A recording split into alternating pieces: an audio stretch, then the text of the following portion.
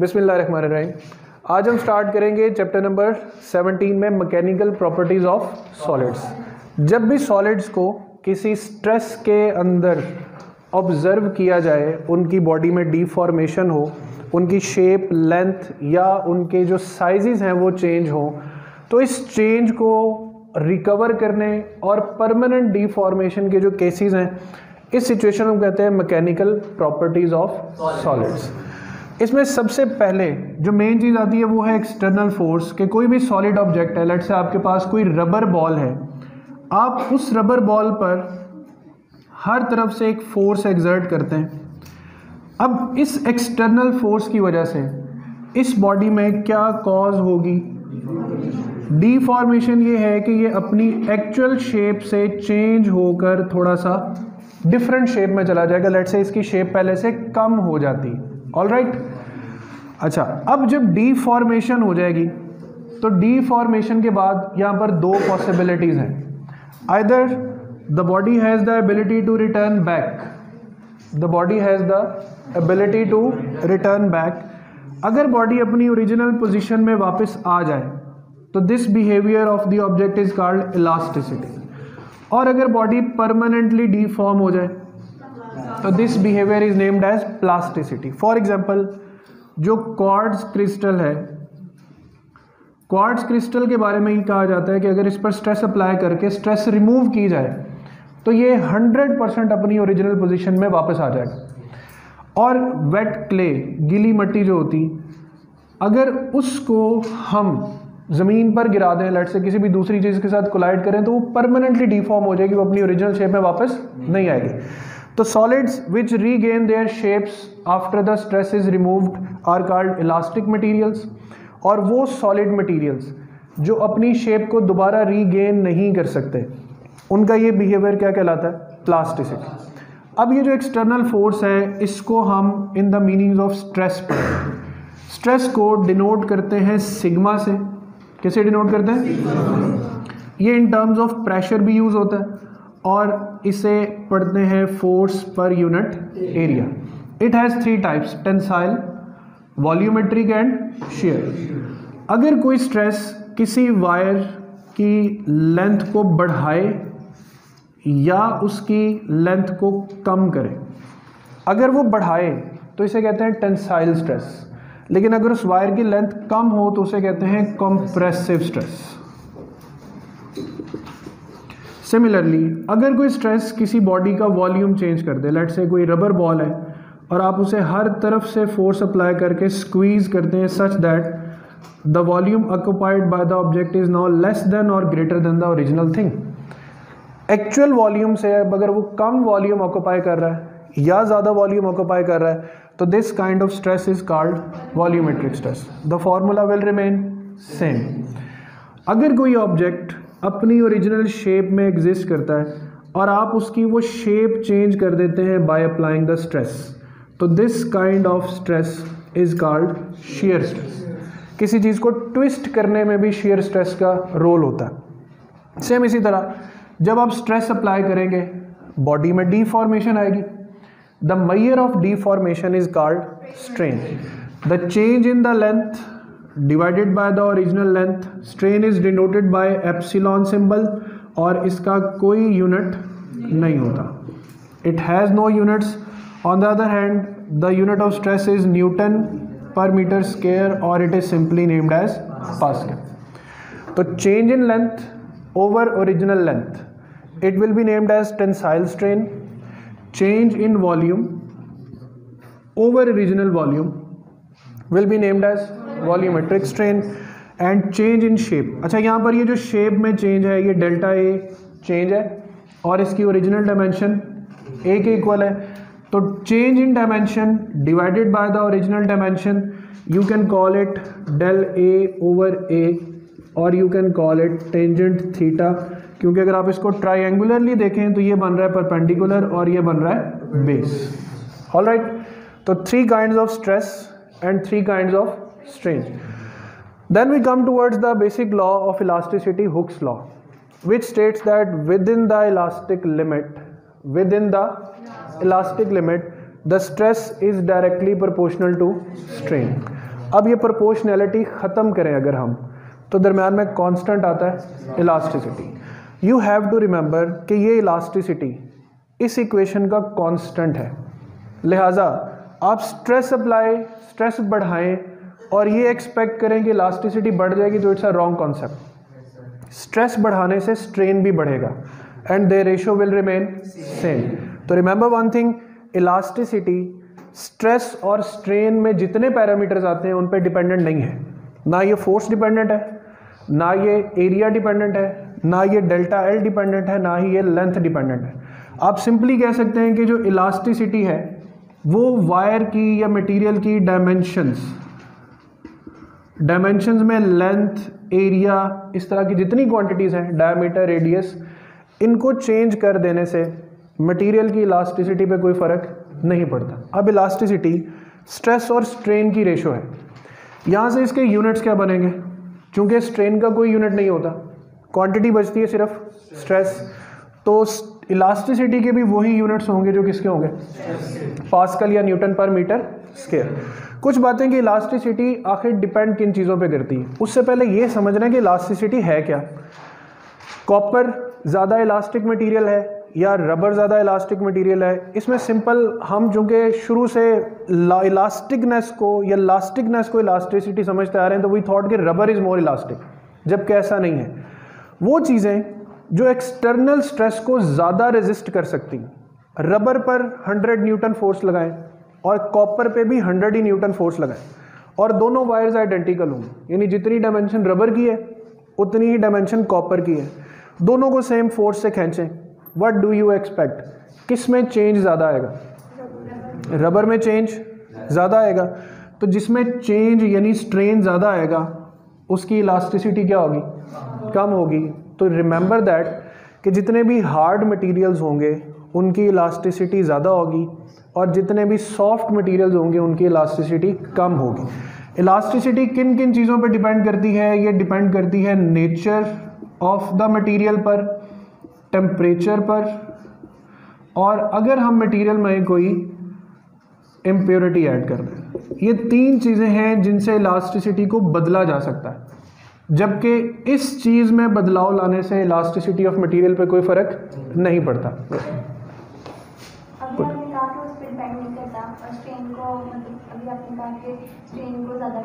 नहीं, स्ट्रेन ज़्यादा नहीं, मैंने कहा सेम स्ट्रेस अप्लाई करते हैं हम दो वायर्स पर।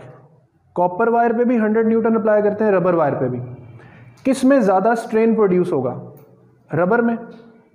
रबर और कॉपर की अलग अलग इक्वेशंस लिखेंगे हम, दोनों पे स्ट्रेस क्या है?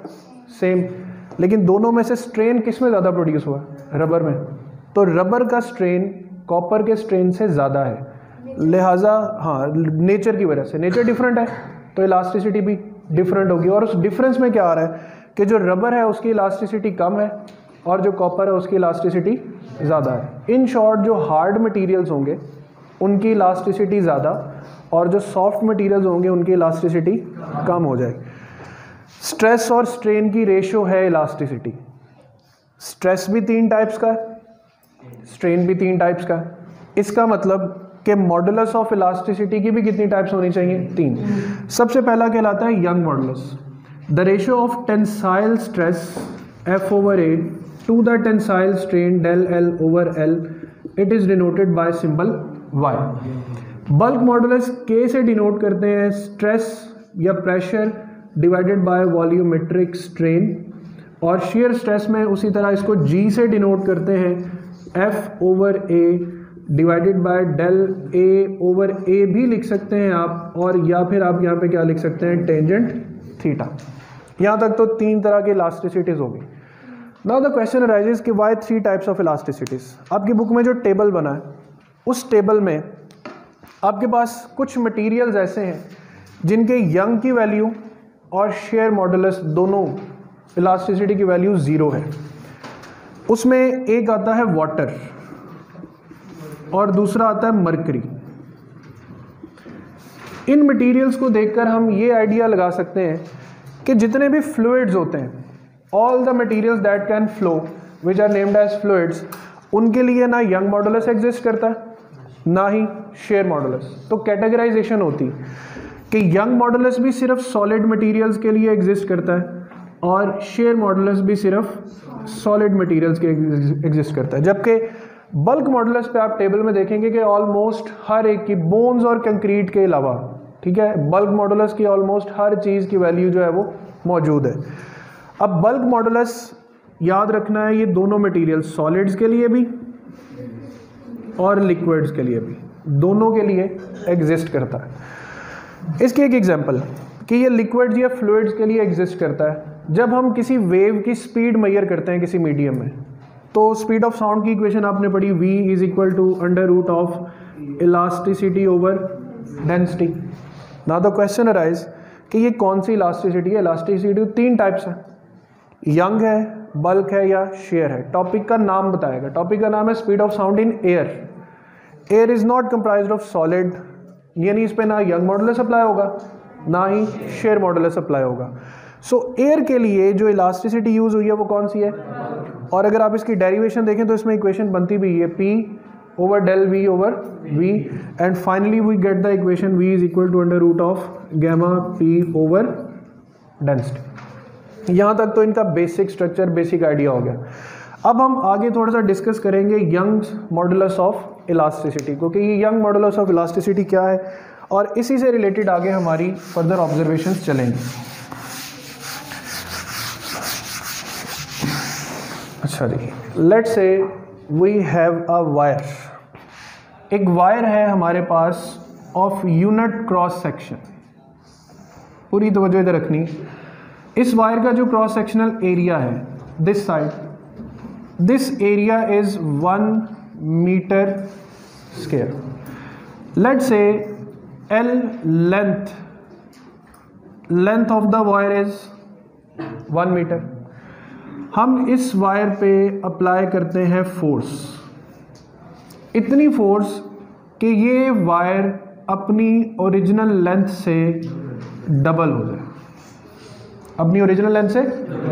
अब इसकी जो टोटल लेंथ है वो कितनी हो गई है, 12। अच्छा, अब हमने यंग मॉडुलस कैलकुलेट करना है। यंग मॉडुलस कैलकुलेट करना है F over A divided by del L over L। हमने यहाँ से डिफाइन करना है यंग मॉडुलस ऑफ इलास्टिसिटी को, कि आखिर यंग मॉडुलस है क्या, इसे डिफाइन कैसे करेंगे। हमने फोर्स अप्लाई की किस पर, ऐसे एरिया पर जिसकी डायमेंशन क्या है, 1 मीटर स्क्वायर। डेल्टा L यानी चेंज इन लेंथ क्या है, फाइनल लेंथ कितनी है, initial divided by F over 1, length divided by length क्या हो जाएगा, 1। फाइनल आंसर आया है Young modulus is equal to a, but which force. ये डेफिनेशन सब बच्चे अपने पास लिखें कि Young modulus is the force that doubles the length of a wire.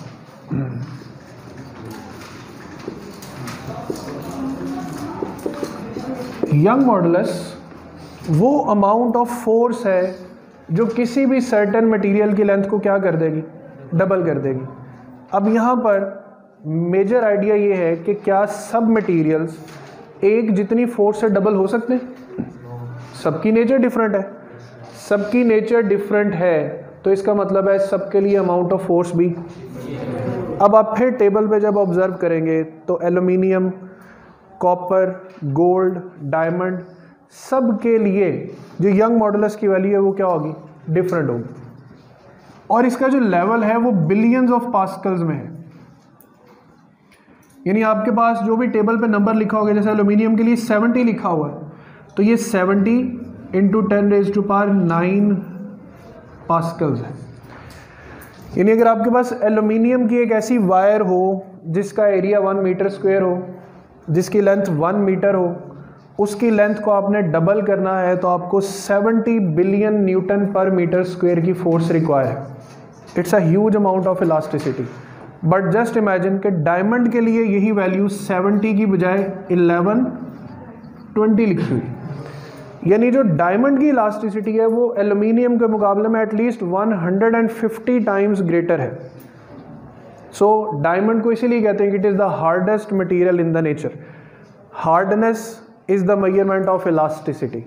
जो चीज़ जितनी ज़्यादा इलास्टिक है, डोंट कंसीडर कि वो उतनी नरम है। जो चीज़ जितनी ज़्यादा इलास्टिक होगी वो उतनी ही ज़्यादा हार्ड होगी, उतनी ही ज़्यादा हार्ड होगी। अब इसमें सेकंड इफेक्ट आ जाता है टेम्परेचर का। जब हम किसी मेटल का टेम्परेचर बढ़ाते हैं तो उसकी नरमी बढ़ती है या सख्ती बढ़ती? नरम होना शुरू हो जाता है। इसका मतलब है टेम्परेचर बढ़ाने से उसकी जो इलास्टिसिटी है वो कम होना शुरू हो जाएगी। सो रिमेंबर, नेचर बदलने से इलास्टिसिटी बदल जाएगी। सब मटेरियल्स एक जैसी फोर्स पे डबल नहीं हो सकते, लिहाजा नेचर बदलेगी, इलास्टिसिटी बदल जाएगी, फोर्स बदल जाएगी। नंबर 2, टेम्परेचर इंक्रीज करने से मटेरियल की सॉफ्टनेस बढ़ती, जिसकी वजह से उन्हें डीफॉर्म करना पहले से आसान हो जाता है। So greater the temperature, smaller will be the elasticity. So it has 3 types, young, bulk and share modulus. इसमें एक और इन्फॉर्मेशन आप मैं इजाफा कर दूं कि वेव्स में 2 तरह की वेव्स होती हैं, एक ट्रांसवर्स वेव्स और एक लॉन्गिट्यूडनल वेव। हवा में जो साउंड प्रोपागेट करता है किस वेव फॉर्म में करता है? Longitudinal. Why not transverse? Crest और ट्रफ हवा में नहीं बन सकते। उसकी वजह कि याद रखें, ट्रांसवर्स वेव जो लॉन्गिट्यूडनल वेव है, ठीक है, वो सिर्फ और सिर्फ फ्लूइड्स में एग्जिस्ट कर सकती है। एज लॉन्गिट्यूडनल वेव फ्लूइड्स और सॉलिड्स दोनों में एग्जिस्ट कर सकती है, लेकिन जो ट्रांसवर्स वेव है वो सिर्फ सॉलिड्स में एग्जिस्ट कर सकती है। इसीलिए फ्लूइड्स में जब भी कोई वेव प्रोपागेट करेगी, फ्लूइड्स में जब भी कोई वेव प्रोपागेट करेगी तो वो सिर्फ और सिर्फ लॉन्गिट्यूडनल होगी, जबकि सॉलिड्स में दोनों तरह की वेव्स प्रोपागेट कर सकती हैं, ट्रांसवर्स भी और लॉन्गिट्यूडनल। फॉर एग्जांपल अर्थक्वेक है, तो अर्थक्वेक 2 तरह का होता है, एक प्राइमरी और एक सेकेंडरी। जो प्राइमरी अर्थक्वेक है वो लॉन्गिट्यूडनल नेचर का होता है, जो सेकेंडरी अर्थक्वेक है वो ट्रांसवर्स नेचर का होता है। अब अर्थ सॉलिड है, इस सॉलिड में ट्रांसवर्स वेव भी पैदा हो सकती और लॉन्गिट्यूडनल, लिहाजा अर्थक्वेक भी दोनों टाइप्स के साथ ओरिजिनेट होते हैं, ट्रांसवर्स भी और लॉन्गिट्यूडनल भी। तो ये इसका फर्स्ट लेक्चर है for the mechanical properties of the solids.